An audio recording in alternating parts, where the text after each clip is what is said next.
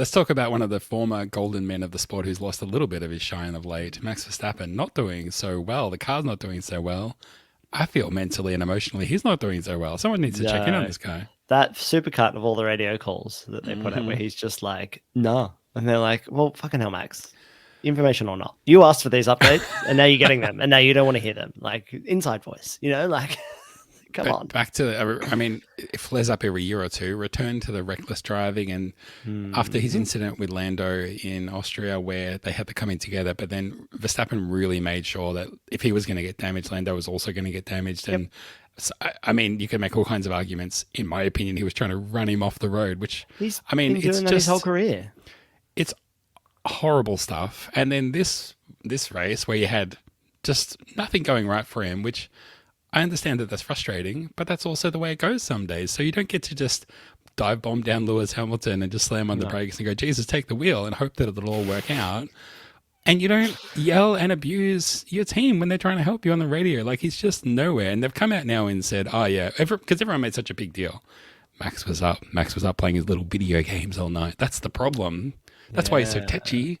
Yeah, of course. And they've said now, no more video game, no more late night sim driving, focus on real driving, which on the one hand, they want to say that had no effect. He does that all the time and that has never had an effect before. But at the same point, we're also going to ban him from doing it. It's like, well, bro. Yeah, pick one, right? It's like when cigarette companies fought, they're like, oh, you can't take the branding off the cigarettes. That won't have any impact. It's like, well, okay, well, we'll do it then. It wouldn't impact you. Like, oh, but it Don't do that. Have... No.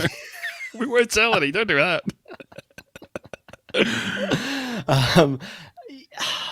Yeah, what is this middle part of the season? Everyone returning to type.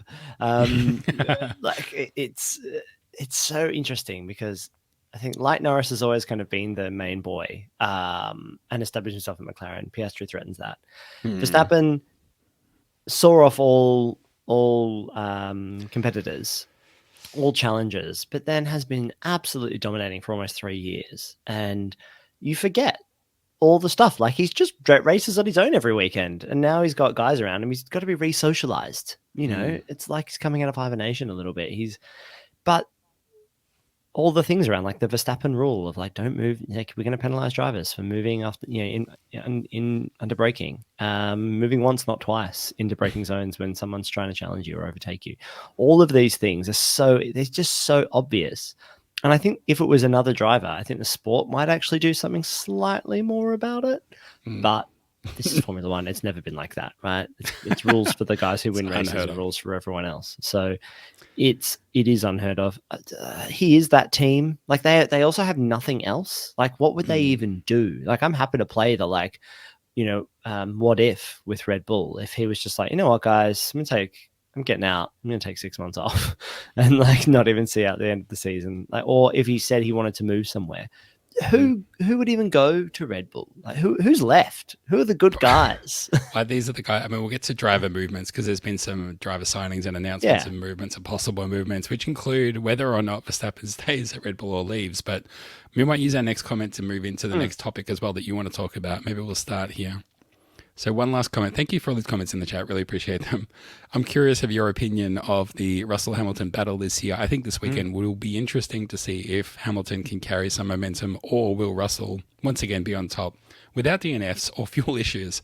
So obviously they're in winning ways. Russell, not his first win, but for some reason it feels like his first win because he doesn't win very much. No. Lewis Hamilton, it's been a long time between drinks for Lewis Hamilton, and I was away when the Silverstone Grand Prix ran. I mean, I can only imagine what it would have been like to be in London, but I didn't even get to watch the race. I just watched the highlights, but it was very dusty when I was watching those highlights. So dusty. Only feelings. I could barely even keep my... I've watched those highlights twice. It was raining on my face that day. And it's just Lewis, right? I think one of the best things about him is he just seems incredibly human. Where a lot of Formula One drivers aren't. Like, they're so locked in and there's just the only thing about them is that they're a Formula One driver. And I think we've all been on this journey with Lewis Hamilton for such a long time. I feel like we've seen him go through he could do his own Eras tour at this point. And it's really sweet when you see, it's a little bit like when Pierre Gasly was sitting on the podium after winning as well. And there's that great photo of him just like sitting there, like basically taking it in and crying. Because we all love this sport. and we can't even imagine what it would be like to race in it, let alone win a race. And to see it hit someone in that way, that you're like, oh man, it means so much to you. That's good and real, and it's not a job, and it's not, and that it almost adds more to everything else he's won as well.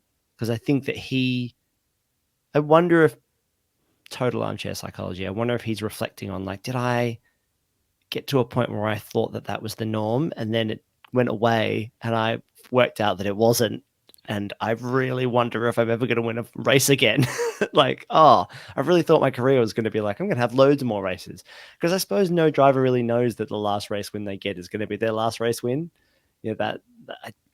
He might think that. I mean, he's probably going to think that any Ferrari win he gets could be his last win. But I don't think when he won, how many days was it between? It was like nearly 1,000. Nearly 1,000 days. Something. I don't think he thought it would be that long. He probably thought he was 10 races away from his next win.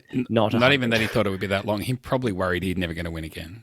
Yeah, exactly. Yeah, exactly right. So, I mean, it would seem 2 wins on the trot from Mercedes, that they are well and truly back. There may not be. For sure, when Red Bull are not winning everything, it helps. Ferrari don't seem to be able to get their act together. McLaren are the big threat. But, I mean, there's nowhere to hide in Spa, and whoever has the pace on the day will be hard to beat.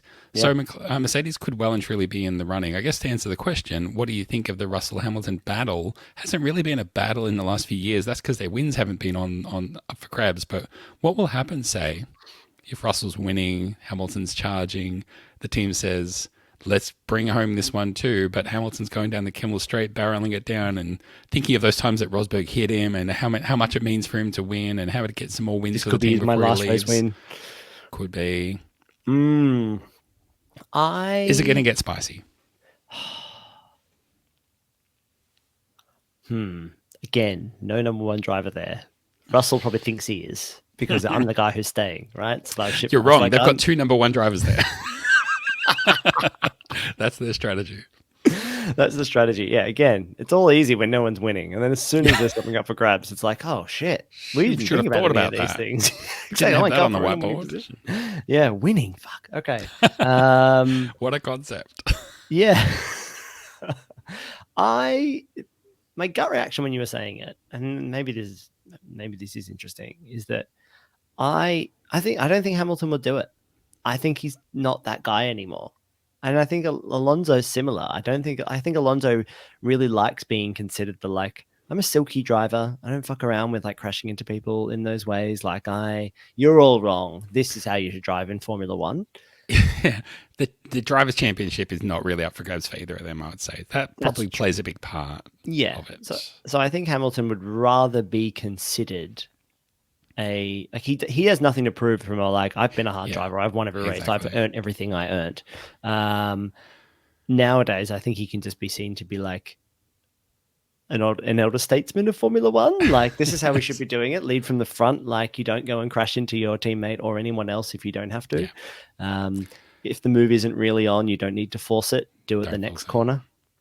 I have more respect for that stuff. I think it's bullshit. I think the go for the gap even if it's not there driving is bullshit. Oh, I don't know if you saw that interview that I did with Cotters a few weeks ago when he was launching his book, but we were talking about Senna, and I said, that line, if you don't go for a gap, you're no longer a racing driver, that's been used to justify some really shitty driving. Yeah, exactly. Our wonderful chatter has commented and said that he basically agrees that Lewis will be very aware of his brand reputation and protecting that. So I think we're all in agreement there. But I would say one thing about Lewis, which is that he might get on the radio and say, hey, that gap was there, I didn't go for it because just letting you know, and I am quicker than Russell. Say, I'm if quick, man. Move, we've got to move along, man. We've got to keep moving. It could be a hammer time. It could be. We'll stay up all night, try to keep your cool and don't stay up all night or you get rusty. Lewis wins his first race in like forever. Now the room's all dusty. Mercedes gotta keep it together. There's wins to be had if they keep their feet on the ground. Max looking around with no car, no team and no teammates to be found. Oh yeah.